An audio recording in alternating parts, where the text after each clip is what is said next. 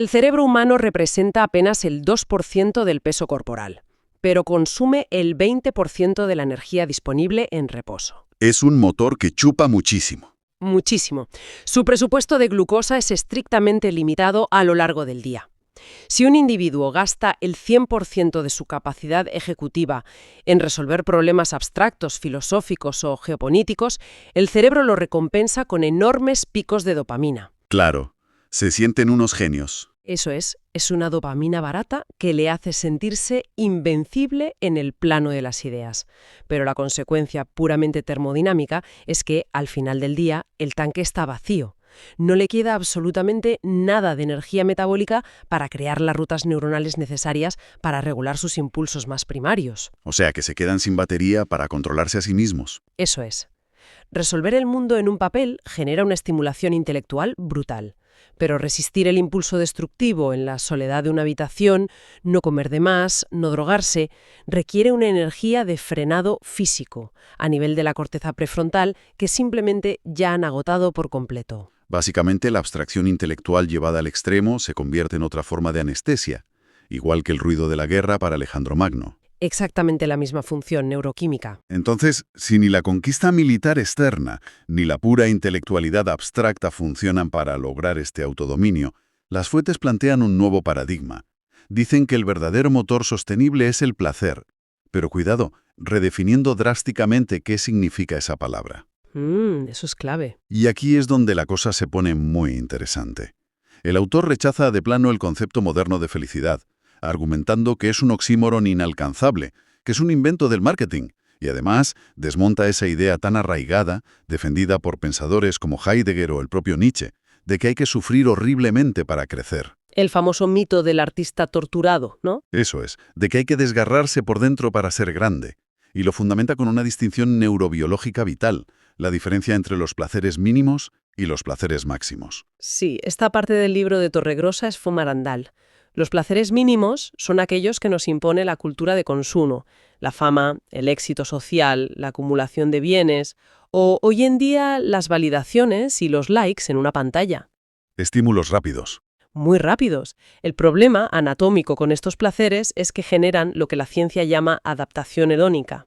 ¿Cómo funciona exactamente esa adaptación a nivel de los receptores? Porque, todos hemos sentido ese subidón al comprar algo nuevo, un móvil o ropa que a los 2 días desaparece por completo. Pues funciona mediante la regulación a la baja de los receptores de dopamina. A ver, explícame eso. Cuando recibes un estímulo intenso externo, el cerebro se inunda de dopamina. Para protegerse de esa sobreestimulación y no freírse, el cerebro literalmente elimina receptores. Se vuelve menos sensible. Ya, crea tolerancia, como con una droga. Exactamente igual. Al día siguiente necesitas un estímulo mucho mayor, una compra más cara o el doble de likes en redes sociales solo para sentir el mismo nivel base de satisfacción. El umbral de tolerancia sube constantemente. ¡Qué horror!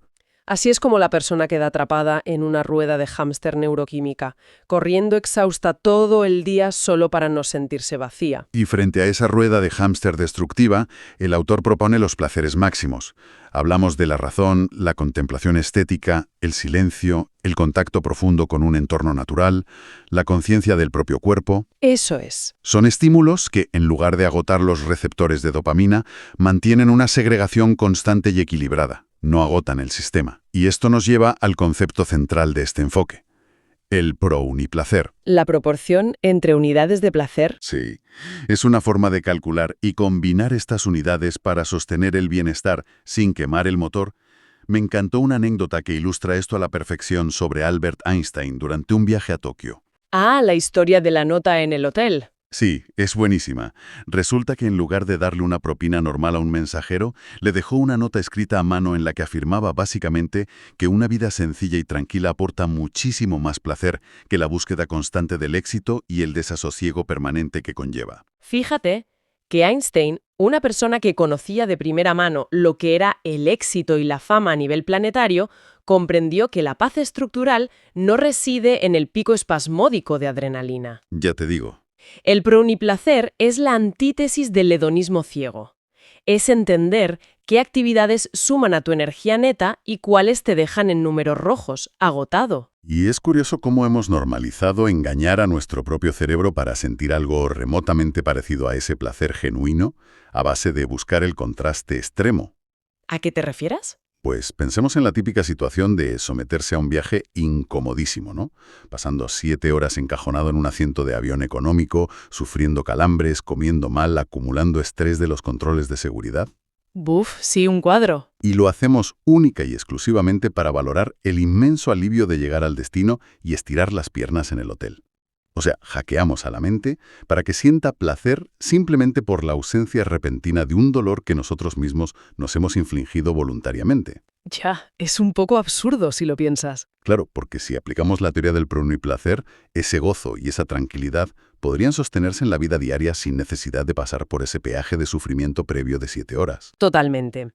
Si conectamos esto con el panorama general de nuestra sociedad, vemos que para alcanzar ese placer genuino y sostenido, primero hay que entender cómo nuestra propia cultura nos programa para fracasar desde la raíz. Tradicionalmente, cuando se habla de dejar un mal hábito o, bueno, de alcanzar eso que llamamos autodominio, se suele enfocar desde una perspectiva que roza lo puramente moral. Totalmente. Como si fuera, no sé, una prueba de pureza de espíritu o algo así. Alguien se enfrenta a un vicio, aprieta los dientes, sufre en silencio y, si posee la fortaleza suficiente, pues lo supera. Claro, y bajo este prisma, si hay un fracaso, la conclusión inmediata que saca la gente es que ha faltado carácter. Exacto. Que existe una debilidad intrínseca en la persona. Y esa es la narrativa dominante, sin duda alguna. Se percibe cualquier recaída como un fallo en el tejido moral del individuo. Ya, es como una condena. Sí, pero los materiales que tenemos sobre la mesa para el análisis de hoy demuestran que esta visión basada en el castigo y la supresión no solo es profundamente agotadora a nivel psicológico, sino que, fíjate, es científicamente inexacta. Claro. La biología no entiende de moralidad, o sea, entiende de eficiencia y de consumo de energía. Y esa es la clave de nuestra misión en esta exploración a fondo. Vale, vamos a desgranar esto, porque hoy vamos a desmontar el gran mito de la fuerza de voluntad. Un mito enorme, ¿sí? Para cualquier aprendiz insaciable que nos escuche, buscando comprender cómo funciona realmente la mente, tenemos una pila de documentos fascinantes, textos que abordan el dominio de uno mismo no como un tema de psicología básica, No, en absoluto. sino como un problema de ingeniería del comportamiento, de termodinámica mental e incluso de cibernética.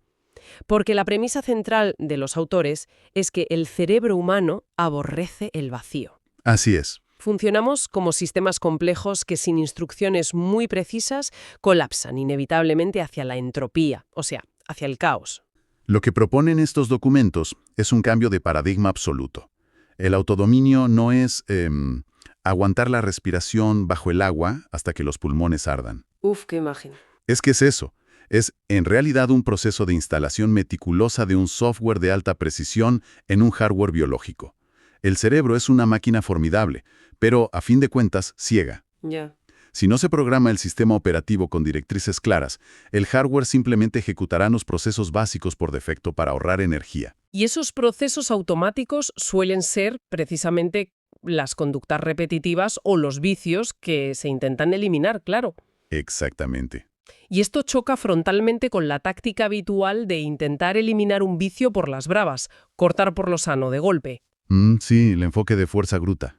Quien nos escucha seguramente ha sido testigo de intentos de dejar algo de repente confiando solo en la determinación.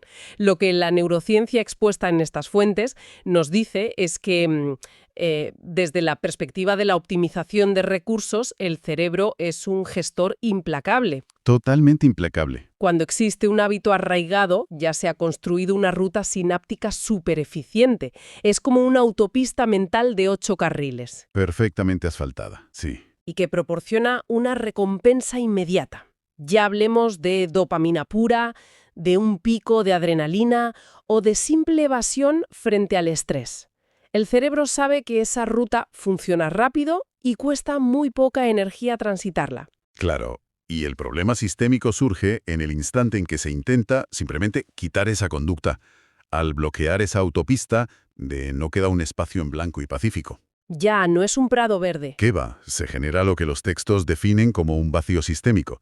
Es el famoso concepto del horror vacui de la física clásica, pero aplicado a la neurología. La naturaleza aborrece el vacío. Mm. Ese espacio sináptico sin utilizar, esa falta repentina de estímulo esperado, pues produce una tensión química insoportable para el sistema operativo biológico.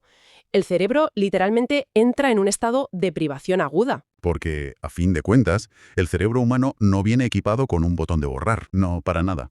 O sea, no se puede seleccionar un hábito, darle a suprimir y vaciar la papelera de reciclaje. El cerebro sobreescribe. Esa es la única función que tiene nuestro hardware biológico para modificar la memoria procedimental y los hábitos. Solo sobreescribe.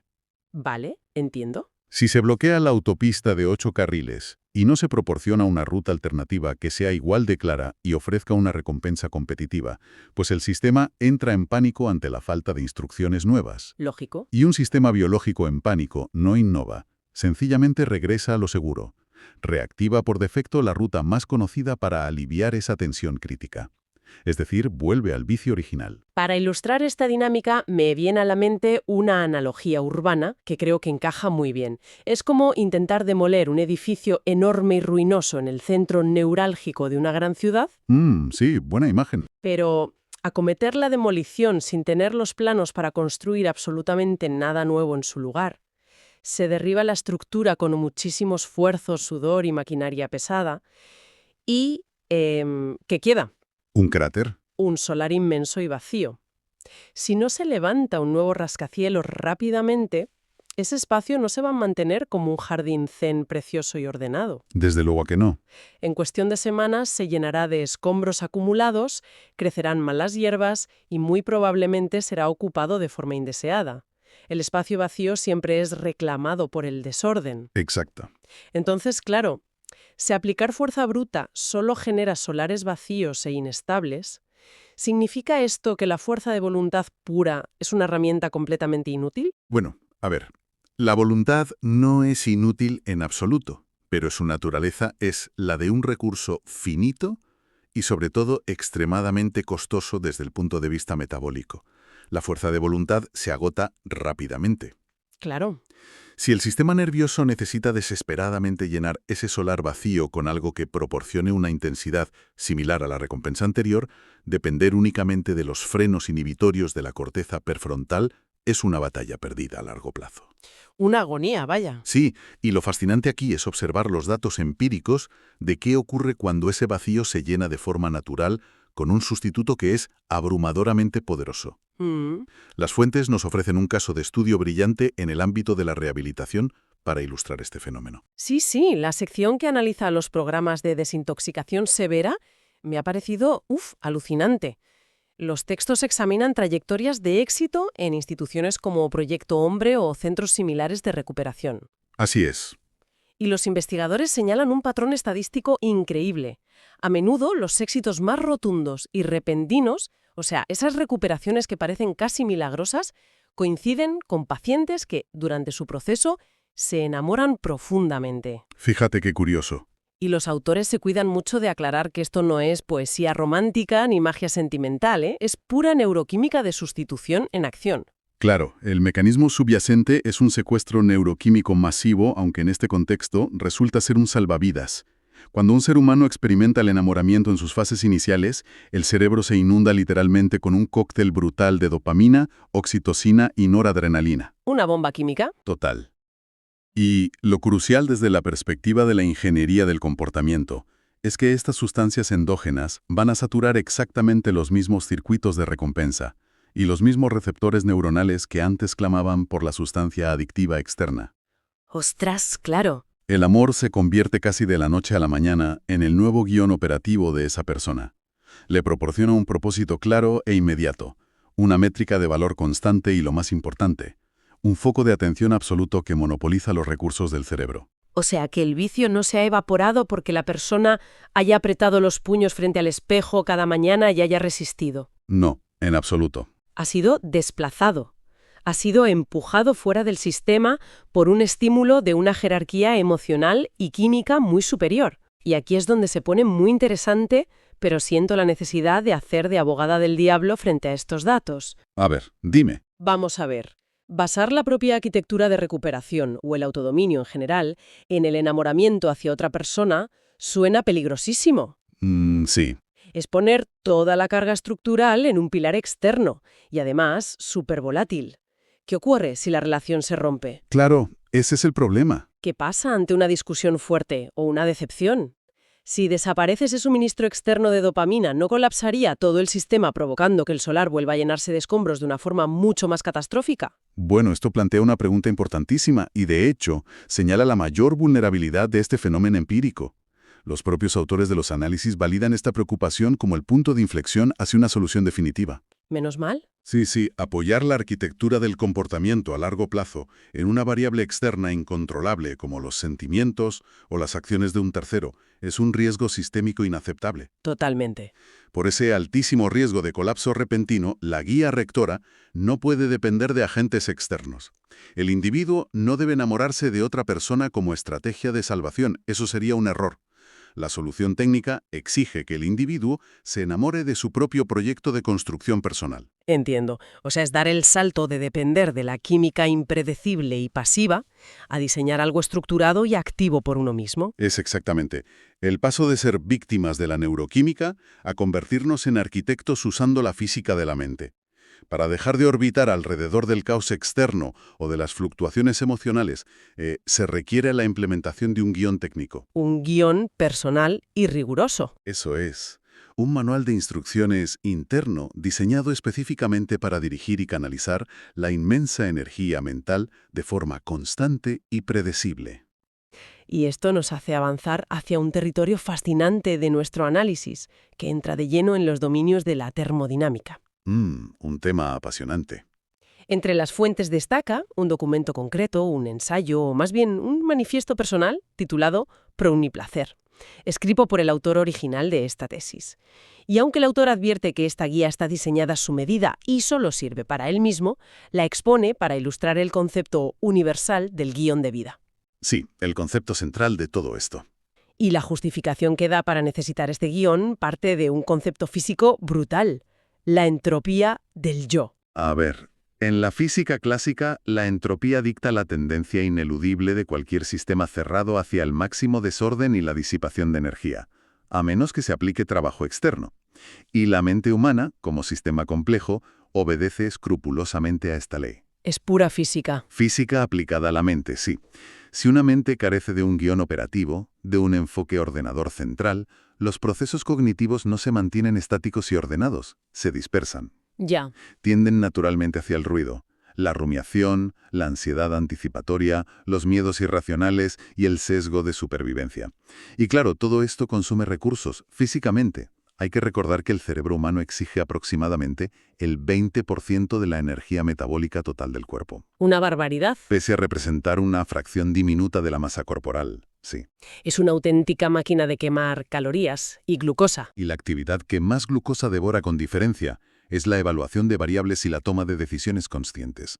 Estar continuamente decidiendo quién quiero ser hoy, qué debo hacer en este instante, o cedo o no cedo a este estímulo, pues genera una fricción mental inmensa. Claro. Es lo que en psicología se denomina fatiga de decisión, o la paradoja de la elección. Es decir, si cada mañana alguien tiene que sentarse a negociar consigo mismo si va a caer en un viejo patrón o si va a ser productivo, para la hora de comer ya no queda energía metabólica en la corteza prefrontal para oponer resistencia. Nada, te quedas a cero. En cambio, según este paradigma, un guión de vida actúa como un algoritmo preprocesado. Si el guión establece de forma innegociable, de 8 a 10 de la mañana estudio historia antigua, el cerebro ya no desperdicia ni un gramo de glucosa decidiendo qué hacer a las 8 en punto. Exacto, no hay debate. Simplemente lo ejecuta. Es una fuerza pura de negentropía, es decir, de orden y estructura inyectados contra el caos natural. Y me recuerda muchísimo a estas anécdotas sobre figuras históricas o genios de la tecnología, como Steve Jobs o Albert Einstein, que decidían vestir exactamente la misma ropa todos los días. ¿Ah, sí? ¿El típico ejemplo? Lo hacían para automatizar las decisiones triviales y preservar toda esa energía mental para resolver problemas complejos. Pero lo que proponen estos textos es llevar esa idea utilitaria al extremo existencial. O sea, no automatizar el vestuario, sino automatizar quién se quiere ser a cada instante para no caer en la parálisis por análisis. El paralelismo con la ropa es muy acertado porque ilustra la eficiencia algorítmica perfectamente, pero aquí está aplicada directamente al núcleo de la identidad. Ese guión maestro es el que proporciona lo que el texto denomina protocolos de sustitución. En la ingeniería del comportamiento no basta con la directriz negativa de «no haré esto». Un sistema no procesa bien los vacíos, como ya vimos con el solar vacío. Claro, el horror vacui. Exacto. El guión debe contener la respuesta exacta y programada a la pregunta ¿qué acción concreta se ejecutará en el milisegundo en que surja el impulso indeseado?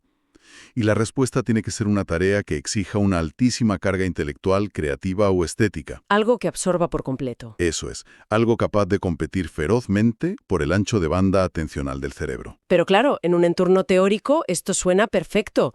Un guión nos ahorra energía y traza una ruta. Sin embargo, surge una duda razonable al leer esto. ¿Cómo interactúa un marco tan rígido con el mundo real?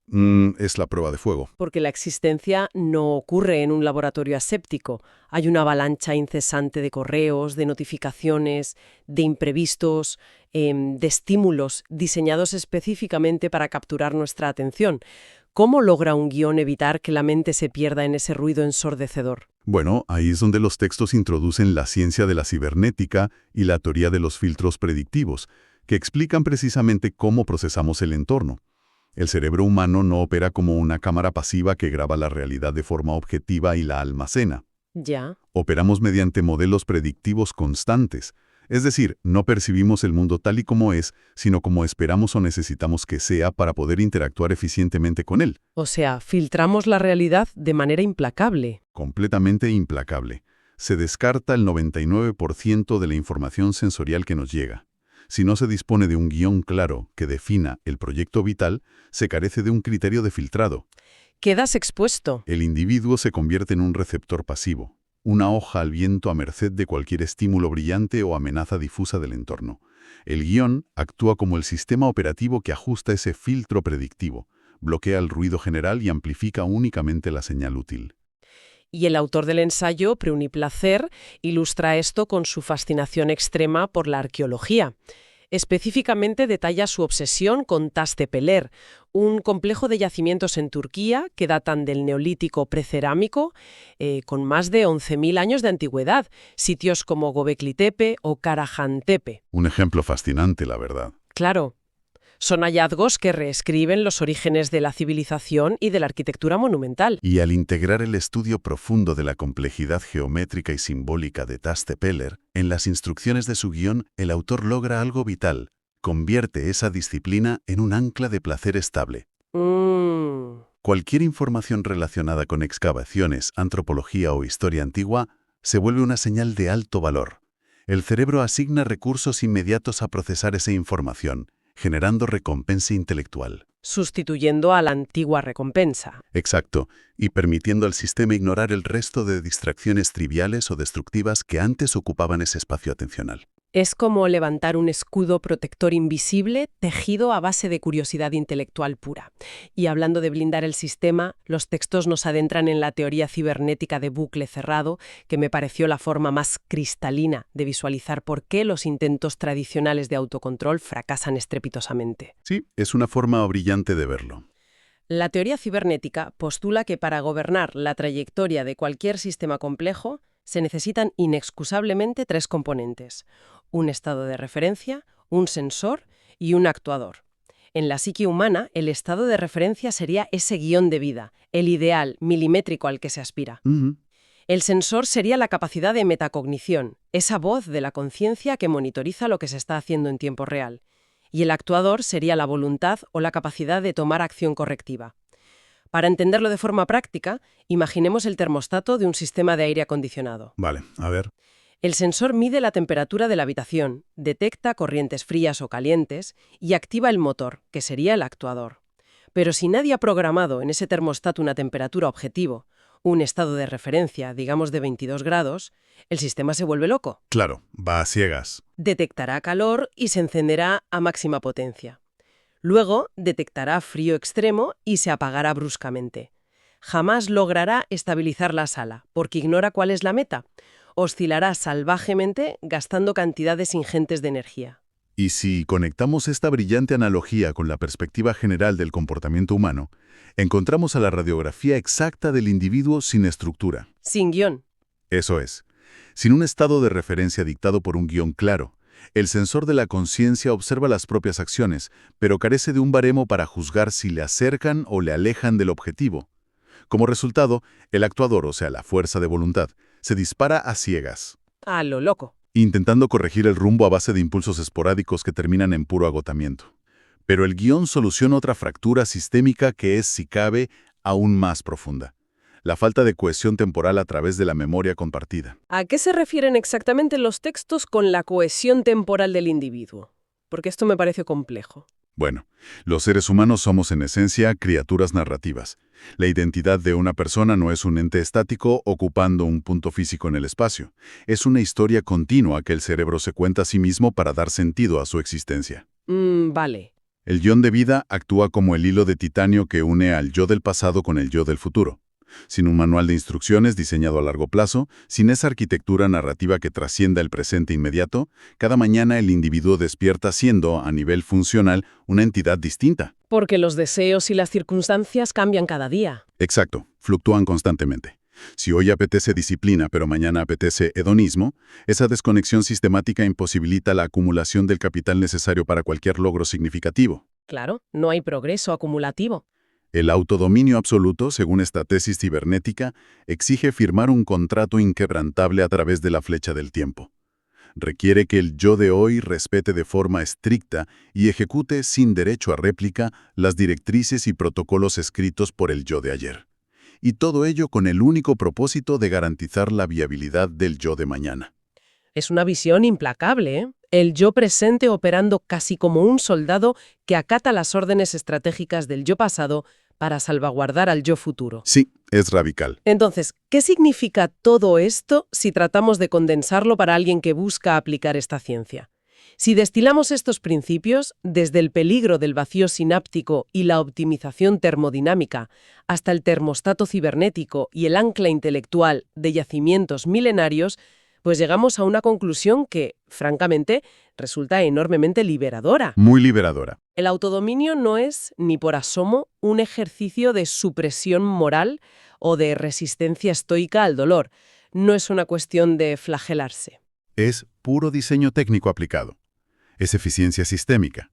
Es interiorizar que un ser humano que navega sin un proyecto de vida definido y parametrizado, sin un guión, es el equivalente a disponer del hardware más potente jamás creado en la naturaleza, pero operando sin un sistema operativo instalado. ¡Qué desperdicio de máquina! Totalmente. Existe una capacidad de procesamiento colosal y una memoria vasta, pero sin el código adecuado, ese hardware queda relegado a ejecutar rutinas de bajo nivel, reaccionando a estímulos básicos de forma desordenada y buscando dopamina fácil. Lo que hace la mayoría de la gente, el verdadero y definitivo y cambio de paradigma cristaliza cuando se abandona la lucha cuerpo a cuerpo contra los fantasmas y hábitos del pasado, y se comienza a construir, con la precisión fría y calculada de un ingeniero de sistemas, la arquitectura exacta de la persona que se desea ser. Y creo que la mera asimilación de este concepto supone un alivio inmenso para cualquiera que escuche y que haya librado batallas inútiles contra sus propios impulsos. Estoy convencido de ello. Si existe la sensación de haber fracasado repetidamente al intentar modificar un patrón de conducta, la respuesta que arrojan estos documentos es tajante. No hay una falta de disciplina. No existe un defecto de fábrica en el carácter. No, en absoluto. Se trata, simple y llanamente, de un problema de ingeniería muy mal planteado. Se ha estado intentando derribar el rascacielos sin tener los planos detallados de la nueva construcción, y el resultado lógico es un campo de escombros. Así es. Disponer de métricas objetivas, de intereses intelectuales absorbentes que funcionen como filtros predictivos y de protocolos de actuación cerrados que dicten exactamente cómo proceder cuando la entropía acecha, cambia por completo las reglas de este juego. Ya lo creo. Se elimina la dependencia de la improvisación y de la siempre frágil motivación diaria. El individuo deja de ser una víctima colateral de las fluctuaciones de su propia endocrinología y de la entropía del entorno social, Para pasar a tener el control. para erigirse como el arquitecto maestro de su propia estructura cognitiva.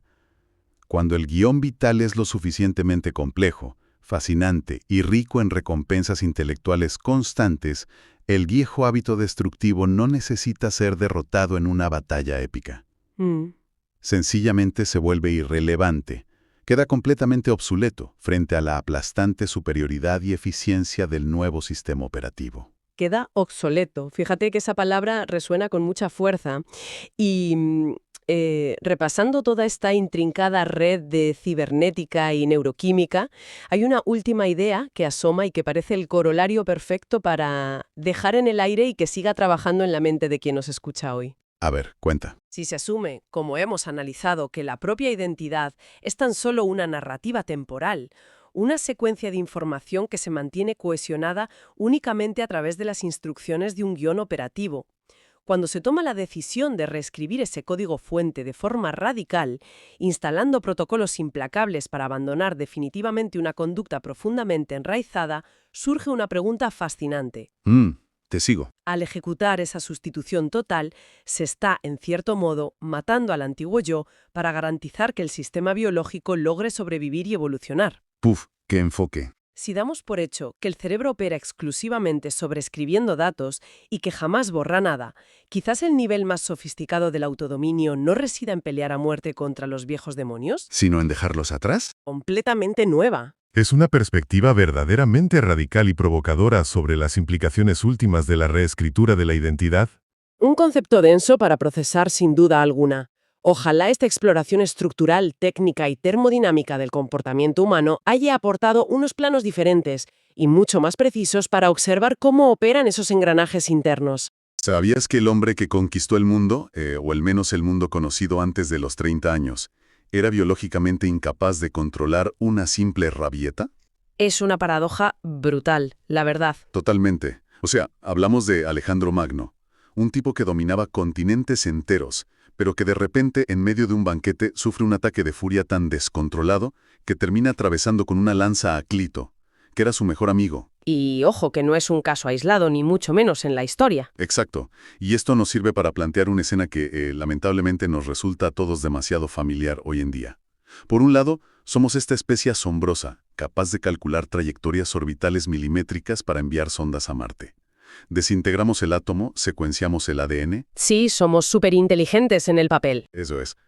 Pero, por otro lado, esa misma criatura superinteligente se sube a su coche, alguien le corta el paso en un atasco de tráfico y de repente pierde los papeles por completo.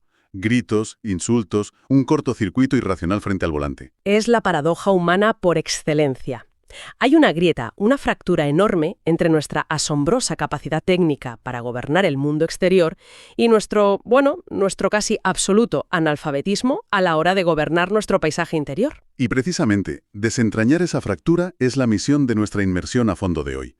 Para entender dónde está fallando nuestro sistema operativo biológico, vamos a cruzar registros de historia militar, neurociencia clínica sobre la termodinámica de los hábitos y, además, un tratado filosófico interesantísimo. Sí, el de Evaristo Torregrosa, titulado Del placer al éxtasis, que propone un método muy particular llamado proniplacer. Exacto. Una combinación explosiva de textos. Y lo que realmente cambia la perspectiva aquí y lo que conecta todas estas fuentes es entender que el mayor reto para la supervivencia de nuestra especie no es cruzar el océano ni colonizar el espacio. El verdadero reto titánico es lograr cruzar esos escasos centímetros físicos que separan nuestro instinto primitivo de nuestra razón, ahí, dentro del cráneo. Uf, qué gran forma de verlo. Y hay que dejar clara una cosa desde el principio para este análisis. Hoy no vamos a debatir sobre moralidad, ni vamos a dar sermones éticos sobre cómo ser buenas personas. Vamos a hablar de ingeniería del comportamiento, de biología pura y dura para recuperar el control. Me parece el enfoque más útil, la verdad. Porque, para entender por qué cuesta tantísimo no montar un escándalo en un simple atasco, los registros históricos nos dan una buena bofetada de realidad. Siempre hemos mirado hacia arriba, hacia los grandes conquistadores y pensadores, creyendo que eran los amos absolutos de la voluntad. Claro, Tenemos esa imagen idealizada. Pero cuando analizas esos perfiles bajo una lupa clínica moderna, el mito del líder invencible se desmorona por completo. Antes mencionabas a Alejandro Magno, pero fíjate en Julio César. Hombre, el estratega impecable por antonomasia. Pues si lo pensamos, era la persona más poderosa de su época.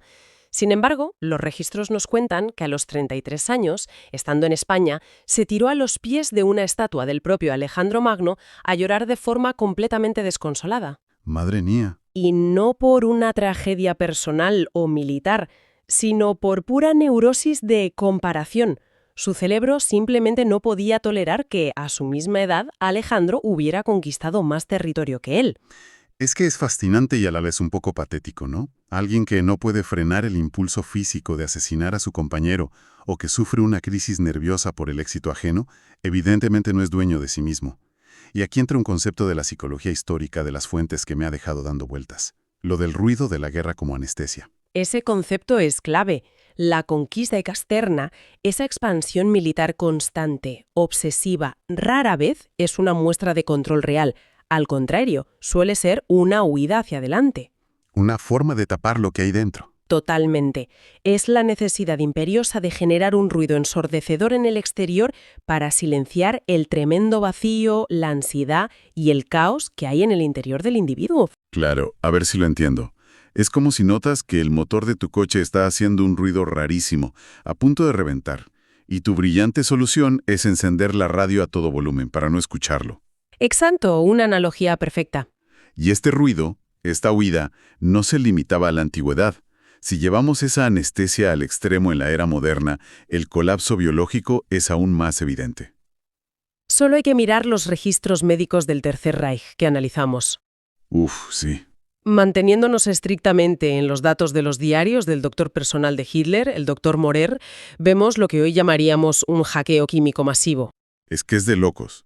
Hablamos de un hombre que organizaba la destrucción a escala continental, que proyectaba hacia afuera una imagen de voluntad férrea e inquebrantable, pero que biológicamente dependía de un cóctel diario de metanfetaminas y opiáceos de alta potencia. Es decir, toda esa fachada de control absoluto era en realidad la de un organismo que no tenía absolutamente ningún gobierno sobre su propia neuroquímica. Ninguno. Era una voluntad central completamente caótica, apuntalada de forma artificial porque el individuo era incapaz de sostenerse a sí mismo de forma natural. ¡Ostras! Y lo verdaderamente revelador es que esto no solo aplica a los dictadores o a los militares. Las fuentes también desmontan a las mentes más brillantes en lo que la psicología denomina la falacia del profeta. Sí, esta parte de la inmersión es demoledora. Intelectuales brillantísimos que diseñaban el futuro de la humanidad sobre el papel, pero que luego colapsaban estrepitosamente a la hora de vivir un simple martes por la tarde. Tal cual. El mecanismo detrás de esta falacia del profeta es trágico. Karl Marx, por ejemplo, se pasó décadas escribiendo tratados monumentales sobre cómo administrar la economía global y el capital. Y sin embargo, en su vida personal, Pues era crónicamente incapaz de gestionar su propia economía doméstica, lo que llevó a su familia a vivir en condiciones de pobreza extrema, con consecuencias fatales para la salud de sus propios hijos. Es durísimo. o pensemos en Friedrich Nietzsche. Hombre, el filósofo que teorizó sobre el superhombre, esa figura estoica capaz de dominar sus instintos y forjar su propio destino. Él mismo, un hombre que dedicó su vida entera a teorizar sobre la fuerza de voluntad, pero que terminó sus días sumido en una demencia severa y una soledad patológica, sufriendo un colapso total en las calles de Turín, mientras se abrazaba llorando al cuello de un caballo. Es que es paradójico a más no poder. Es como si contrataras al ingeniero de software más brillante del planeta para diseñar un sistema operativo global, infalible y revolucionario. Sí, Y luego este genio, en su día a día, olvida sus contraseñas, pierde las llaves y se queda encerrado en la calle lloviendo a cántaros. Hay una desconexión abismal entre la capacidad intelectual abstracta y la capacidad operativa real. me encanta esa imagen. Esa analogía del ingeniero bajo la lluvia es perfecta para ilustrar lo que está pasando físicamente en nuestro cerebro. La razón por la que el genio se queda fuera de casa es porque dentro de su cráneo se está librando una auténtica guerra de desgaste. Y no es algo nuevo. ¿Qué va? El poeta romano Ovidio ya describió este conflicto hace milenios cuando escribió aquello de «veo lo mejor y lo apruebo, pero sigo lo peor».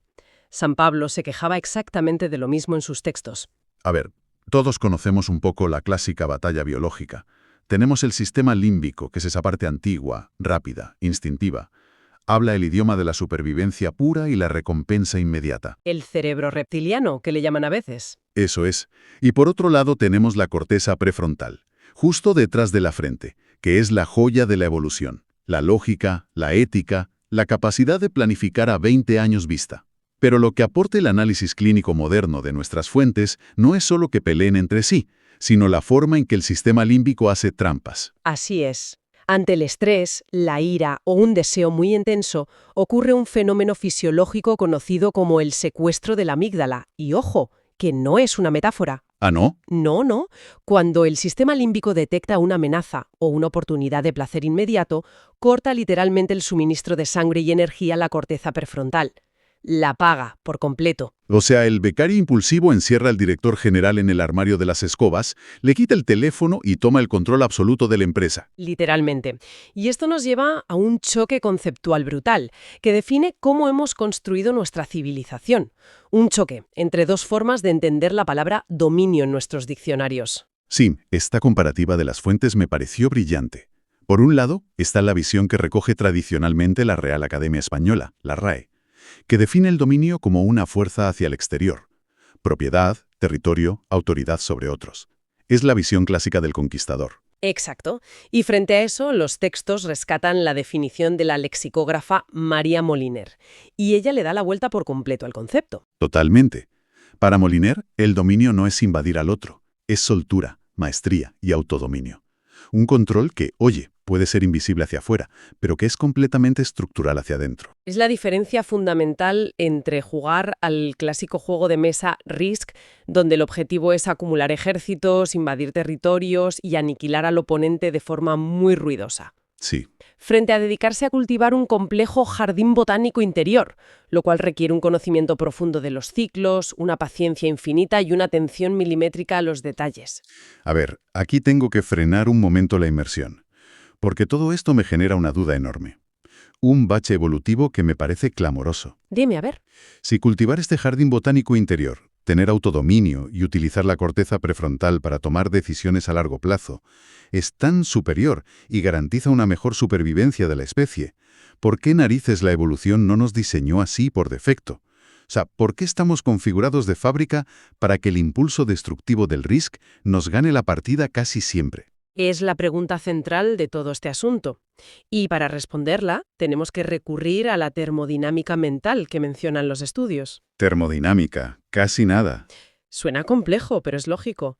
A menudo caemos en el error de pensar que la evolución busca que seamos seres éticos, racionales o felices a largo plazo. Y no es así. La evolución biológica está obsesionada con una sola métrica, que es el ahorro extremo de energía. Claro, la supervivencia pura. Y pensar de forma racional, usar la corteza prefrontal, es metabólicamente carísimo. Ya, leí que el cerebro consume cerca del 20% de la energía de todo el cuerpo, a pesar de ser un órgano relativamente pequeño.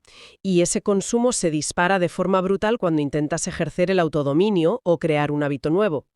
Para establecer una nueva rutina, el cerebro tiene que construir carreteras neuronales físicas. Este proceso se llama mielinización. ¿Y eso qué implica exactamente a nivel energético? Pues consiste en recubrir las neuronas con una vaina de lípidos y proteínas para que la electricidad viaje más rápido. Es una obra de ingeniería pesada, que exige muchísimas calorías. En cambio, fluir con el caos, ceder a la ira en un atasco o dejarse llevar por lo que la psicología llama entropía psíquica es metabólicamente gratis. ¡Ostras! Ceder al impulso es como dejarse caer rodando por una ladera. El autodominio, en cambio, es escalar la montaña con una mochila pesada. O sea que, en el fondo, no es que seamos moralmente débiles como nos han vendido siempre. Es que nuestro cuerpo está intentando ahorrar batería a toda costa. Exactamente. Y el problema se agrava por culpa de lo que se conoce en neurociencia como el cerebro bayesiano. Imagina que tu cerebro es un contable muy conservador que utiliza estadística para predecir el futuro. Vale, me lo imagino. Pues este contable no evalúa cada situación partiendo de cero. Actualiza constantemente sus algoritmos basándose en tu historial previo. Entiendo. O sea, si he intentado hacer dieta 3 veces, o he intentado dejar de gritar al volante y he fracasado miserablemente, El contable toma nota. Vaya si toma nota. Toma nota y clasifica esos intentos como un gasto metabólico brutal con un retorno de inversión igual a 0. ¿Lógico?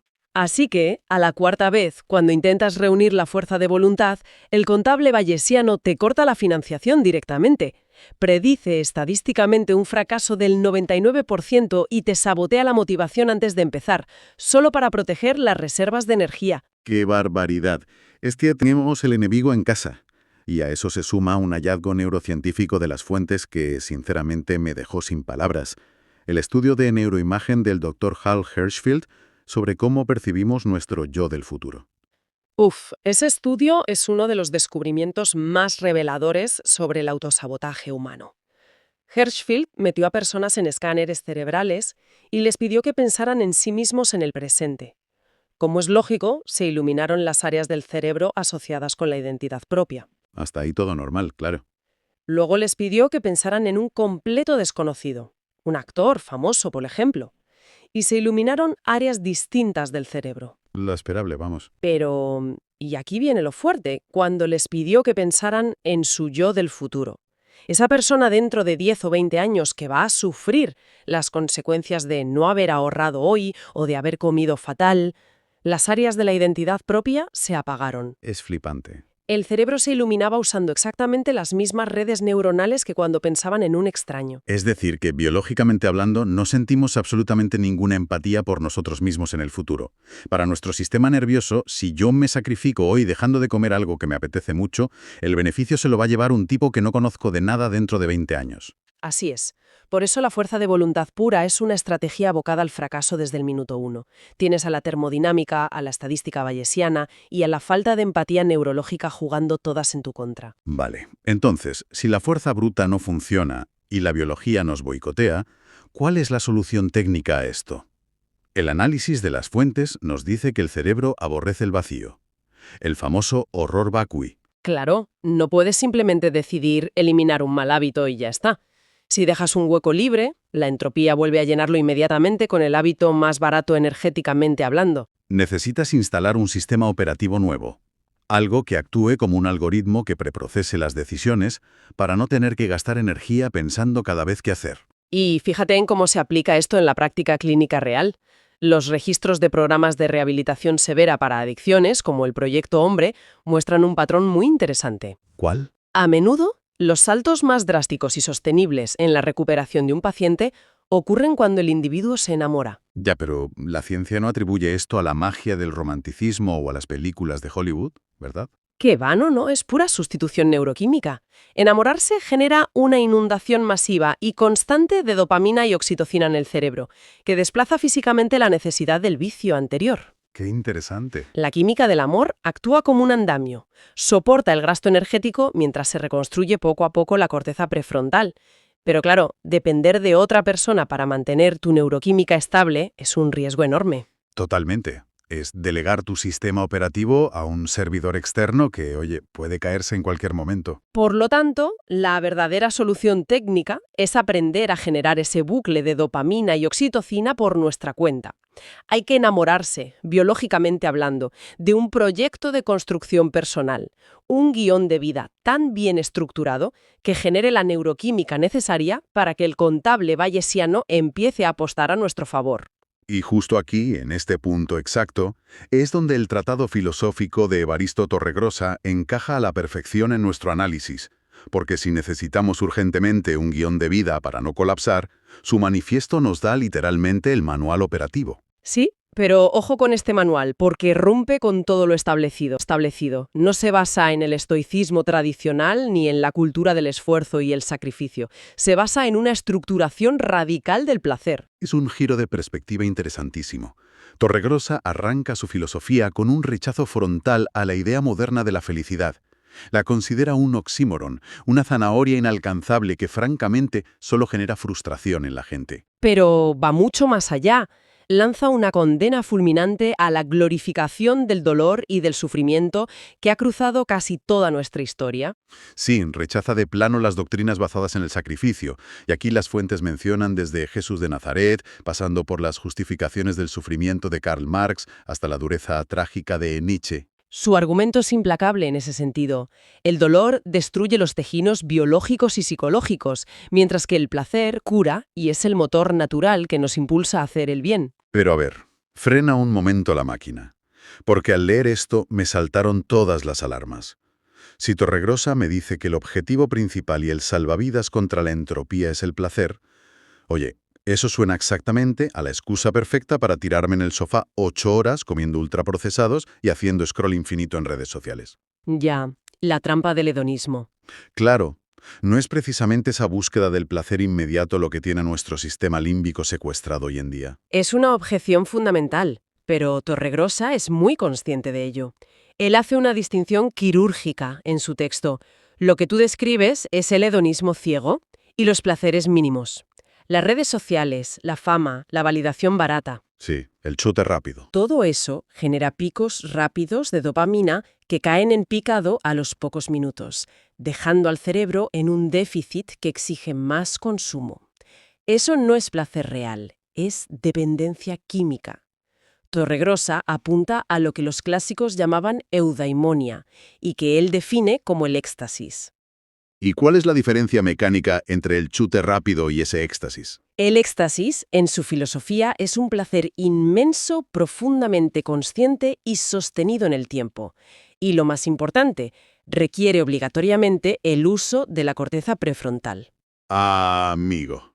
Y para alcanzar este estado, desarrolla el método Pruniplacer, que es el acrónimo de proporción entre unidades de placer. Y aquí es donde la filosofía abstracta aterriza de golpe en la ingeniería de la rutina diaria. Es como si el autor nos dijera, oye, no dejes tu bienestar a merced de la improvisación, diséñalo milimétricamente. Exactamente.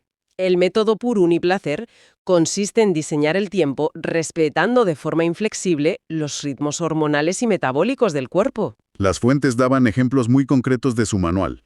Plantea, por ejemplo, que despertarse con una alarma del móvil es un acto de tortura fisiológica, que dispara el cortisol y arruina la química del día antes de empezar. Propone estructurar la vida para dormir y despertar de forma natural. Y hace muchísimo hincapié en cómo gestionamos los estímulos en tareas básicas. Sí, o sea, en lugar de ver nuestro día a día como una simple lista de obligaciones que hay que tachar rápido, nos propone tratar la rutina como un menú degustación calculado al detalle. Por ejemplo, te dice, si vas a dar un paseo en bicicleta a Santa Pola, eso requiere intensidad física, velocidad, sentir la resistencia del aire para experimentar realmente la física del movimiento. Tienes que estar presente en el esfuerzo. Eso es, pero el acto de comer requiere justo lo contrario. Exige una lentitud exquisita. Claro, exige comer en silencio, masticando despacio para captar cada matiz del alimento, sin tragar cápsulas de estrés mirando las noticias en la tele, ni dividir la atención con el teléfono móvil en la otra mano. Es convertir las acciones más cotidianas en una tecnología de precisión para el bienestar. Y esto responde a tu duda anterior sobre cómo generar el bucle de dopamina positivo sin depender de otros. Al aplicar el método Pruniplacer, al estar totalmente presente y extraer el máximo estímulo consciente de una buena comida, de un descanso real o de una conversación atenta, tu cerebro recibe una recompensa neuroquímica mucho más rica y duradera que la de las redes sociales. Tiene todo el sentido. Este ritmo deliberado es el algoritmo que vence por fin a la entropía psíquica. Y hay algo más en el texto de Torregrossa que me parece un golpe sobre la mesa. Su crítica brutal a la sobreintelectualización. Va directo a la yugular de la erudición moderna. Es una crítica muy, muy necesaria hoy en día. Utiliza ejemplos literarios e históricos de mentes brillantes que fueron devoradas por la acumulación masiva de datos. Sí, menciona casos muy ilustrativos. Habla del ensayista Robert Burton, atrapado en su anatomía de la melancolía, del pesimismo paralizante del filósofo Cioran, o del mismísimo Don Quijote. Que literalmente se secó el cerebro y perdió el juicio por exceso de lectura, según Cervantes. Tal cual, es que llega a una conclusión que duele pero resuena muchísimo. Leer demasiado, consumir demasiada teoría y acumular datos sin fin te desconecta de la realidad sensorial y operativa. La filosofía y el aprendizaje deberían ser manuales de instrucciones temporales para vivir mejor, no refugios donde construir castillos en el aire para escondernos del mundo físico. Su frase lapidaria en el texto lo resume todo. Necesito vivir, no leer. Es un alegato contundente a favor de la experiencia directa. de salir de la corteza prefrontal puramente teórica para integrar de una vez la mente con el cuerpo. Entonces, si sintetizamos todo este viaje conceptual que hemos recorrido a través de las fuentes, está claro que ese instinto antiguo de dominar el mundo externo, de jugar al Risk en nuestras vidas, de expandirnos, gritar en el tráfico o buscar el éxito abrumador para tapar la ansiedad, todo eso es un mecanismo de evasión absolutamente obsoleto. Es un parche metabólico que ya no sostiene la complejidad de nuestro mundo actual. La verdadera proeza evolutiva a la que nos enfrentamos ahora mismo consiste en dominar nuestro paisaje neuroquímico al interior. O sea, mirar hacia adentro. Significa renunciar de forma muy consciente a ese tablero de juego tan ruidoso, saturado de estímulos reactivos y dopamina de baja calidad. Abandonar la guerra de la conquista externa para empezar a cultivar con mucha paciencia, asumiendo el coste energético al principio, nuestro propio jardín botánico interno, apoyándonos en métodos operativos reales como el prouniplacer. Y esto nos deja a las puertas de una reflexión final que, sinceramente, cambia la escala del problema por completo, porque hasta ahora hemos hablado del individuo, pero la convergencia de estos datos nos obliga a mirar el entorno. A nivel macro, digamos. Exacto. Todos sabemos, y los datos lo respaldan sobradamente, que nuestro sistema económico actual y los algoritmos que rigen la tecnología están diseñados de forma milimétrica para parasitar precisamente esta falta de autodominio. Claro, la economía de la atención entera se alimenta de nuestro sistema límbico descontrolado. Capitalizan nuestros impulsos a corto plazo, la indignación rápida y nuestra necesidad crónica de validación para vender productos y, bueno, mantenernos haciendo scroll infinito. Entonces, la gran pregunta provocadora que queda en el aire, basándonos en todo lo que hemos analizado, es esta. ¿Qué ocurriría si de la noche a la mañana millones de personas lograran actualizar su sistema operativo biológico? Imagínate. ¿Qué pasaría si masivamente decidiéramos adoptar este guión interno, estructurar nuestro placer de forma consciente y volvernos completamente inmunes a la reacción automática y al consumo compulsivo? Sería un fallo catastrófico para toda la maquinaria comercial. ¿Significaría esto el colapso inminente de nuestro sistema económico y productivo tal y como lo hemos construido? ¿O por el contrario, sería precisamente el colapso de ese sistema basado en el secuestro de la amígdala el único y verdadero punto de partida para la evolución definitiva de nuestra civilización? Una reflexión monumental, algo para llevarse consigo, darle vueltas y recordar la próxima vez que estemos atrapados en un atasco con las manos apretando el volante y la sangre hirviendo a punto de ceder al instinto primitivo. ¿Vamos a seguir jugando al Risk o es hora de empezar a plantar el jardín?